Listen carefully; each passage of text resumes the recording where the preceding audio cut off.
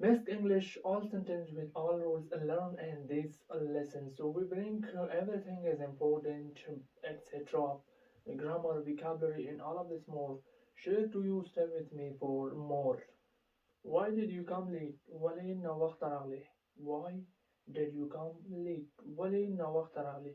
Leave me for a moment. دوشي بامي بريدا. Leave me for a moment. إن دوشي بالبارا مي بريدا. What did you do yesterday? Varun did so klal. What did you do yesterday? Varun did so klal yani takum varun da sikar wuk sayuklu. Where are you from? Talukum zay sakhay. Where are you from? Talukum zay sakhay yani. Talukum zay sakhay أو I did not have lotion. Maudas nadekra yani maudas wanakru. I did not have lotion. Maudas wanakru ya maudas nadekra. Don't bother him. Haga matangawa. Don't bother him. Haga matangawa. I don't carry. زي como parwa nalaram. I don't carry. زي como parwa nalaram. Yani زي como parwa nalaram.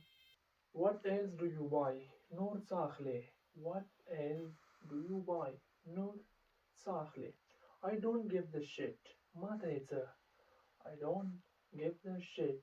Yani mataitsa. Mataitsa. I don't give the shit. Mataitsa. We study with Metaham. Magda Havasara Yazi Mutariako. And Magda Havasara Yazi Zaklako. We study with Metaham. Magda Havasara Yazi Mutariako. He went to the mosque. Haga Juma Talar. He went to the mosque. Haga Juma Talar. Haga Juma Talar. Sohail called me. Sohail Mataringugar. Sohail called me. Sohail Mataringugar. In Havel Mataringugar. I said about them. Ma the Holy Parowell. I said about them. ما د هغوی په اړه وویل یعنې ما کومه خبره چې وکړه هغه د هغو په اړه وه او ما د هغو په اړه تاسو ته وویل. Bring me some food. ما ته یو څه خواړه راوړه. Bring me some food. ما ته یو څه خواړه راوړه. زما لپاره یو څه خواړه راوړه. Let him to go. پرېږده چې لاړ شي. Let him to go. یعنې پرېږده هغه چې لاړ شي او هغه ته اجازه ورکړه چې لاړ شي.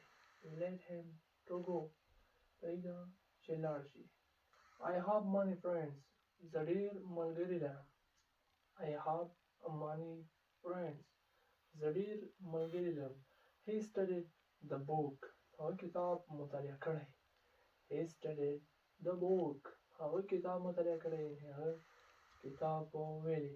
I have been studying Arabic for my exam.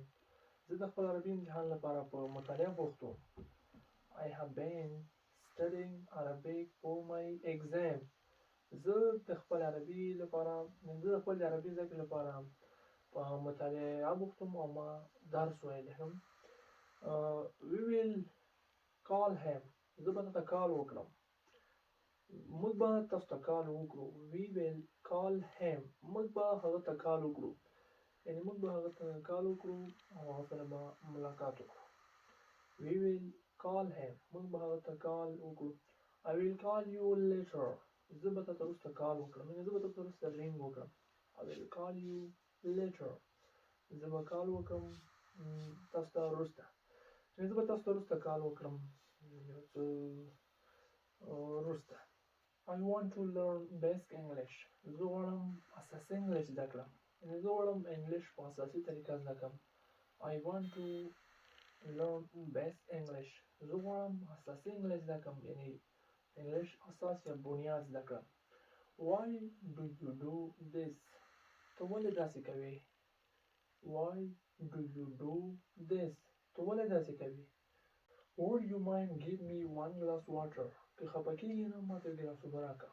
یعنې که تاسو چېرته خفه کېږئ نه او تاسو باندې بد نه لګېږي نو ما ته یو ګیلاس اوبه راکړه. Would you mind give me one glass water? که خفه کېږې نه ما ته یو ګیلاس اوبه راکړه. Where does this road? دا لاره کوم خوا تللی دی؟ دا سړک چېرته تللی ده؟ Where does this road? دا لاره کوم خوا تللی ده؟ دا لاره چیرته تللې ده؟ I need احمد. زه اړتیا لرم احمد ته. Can I help you? کولی شم تاسو سره مرسته وکړم. Can I help you? یعنې زه کولی شم تاسو سره مرسته وکړم چې دا کار تاسو سره وکړم. I have many books for study. زه د مطالعې لپاره ډېر زیات کتابونه لرم. زه د مطالعې لپاره ډېر کتابونه لرم. I have many books for study. زه د مطالعې لپاره ډېر کتابونه لرم. We must help the poor. موږ باید له فقیرانو سره مرسته وکړو. We must help the poor. موږ باید له فقیرانو سره مرسته وکړو. موږ باید له خلکو سره مرسته وکړو چې هغوی فقیران دي. No you are talking. اوس دې زما د زړه خبره وکړه. یعنې اوس تا زما د زړه خبره وکړه. No you are talking. اوس دې زما د زړه خبره وکړه. اوس دې هغه خبره وکړه چې زما زړه. Don't pass me off. ما په قهر کوه. یعنې ما ځوروه او مې په قهر کوه. Don't pass me off. ما په قهر کوه او ما انګري کوه. I'm very angry for you. زه ډېر زیات غوسه یم ستاسو لپاره. یعنې زه تاسو ته ډېر زیات غوسه یم او تاسو لپاره ډېر زیات غوسه یم. I'm very angry for you. زه یم غوسه ستاسو لپاره. یعنې زه ډېر زیات په قهر یم.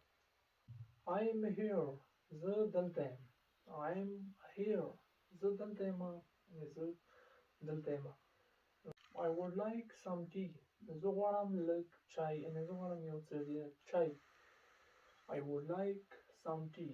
زه غواړم چای. یعنې زه لږ چای غواړم. Get down. ښکته شه. Get down ښکته شه. یعنې get down ښکته کېدلو ته وایي. آرامېدلو ته وایي. I reading book every night.